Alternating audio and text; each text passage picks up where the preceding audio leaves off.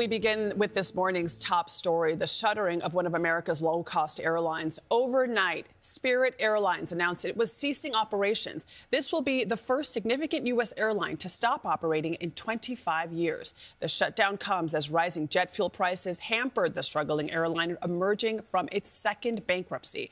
This means millions of passengers holding Spirit tickets will have to make new travel plans, and some 17,000 employees will be out of their jobs. Meg Oliver is here to break down what happened and what's next.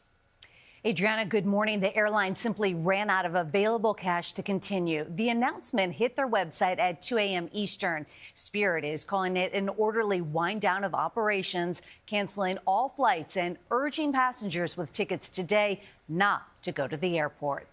The shutdown of Spirit Airlines already being felt by flyers this morning. Empty ticket counters at Spirit's check-in at LAX. They should probably leave someone accessible.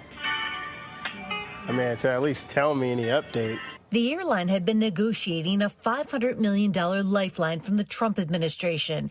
Two of Spirit's three main groups of creditors were on board with the deal. Spirit's bondholders were not. President Trump said he would like to save the Spirit jobs, that they have made a final offer. USA first, America first, that's my point, including with airlines. We're looking at Spirit. If we can help them, we will. But that help never came, a last-minute bailout never materializing. The budget airline made travel more accessible when they started offering cheap tickets and charging fees for everything from printed boarding passes to seat selection in 1992. I like Spirit. It's cheap, and I travel a lot for work. Spirit had reached a deal with its lender that would have helped it emerge from its second bankruptcy by early summer.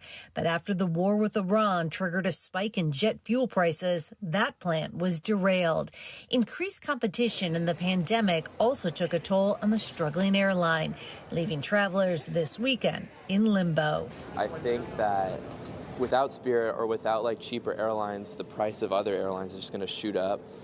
And I think that'll be a big problem. Now, with one less airline offering flights, passengers could see fewer choices and higher prices. They're offering fares in a lot of cities, especially in Florida, for example, that are well below market price for some of the mainstream carriers like United or a Delta or an American. And so if you take Spirit out of the equation, then that's going to probably lead to higher prices in some of these routes. Spirit will automatically issue refunds for any flights purchased through Spirit with a credit or debit card. Some airlines have implemented fare caps on tickets for Spirit routes where they offer nonstop service. But even with that help, airline experts say some Spirit passengers could wind up stranded. Kelly? Oh, man, that's tough to hear, especially for folks who are probably excited about a vacation. Thank you so much, Meg.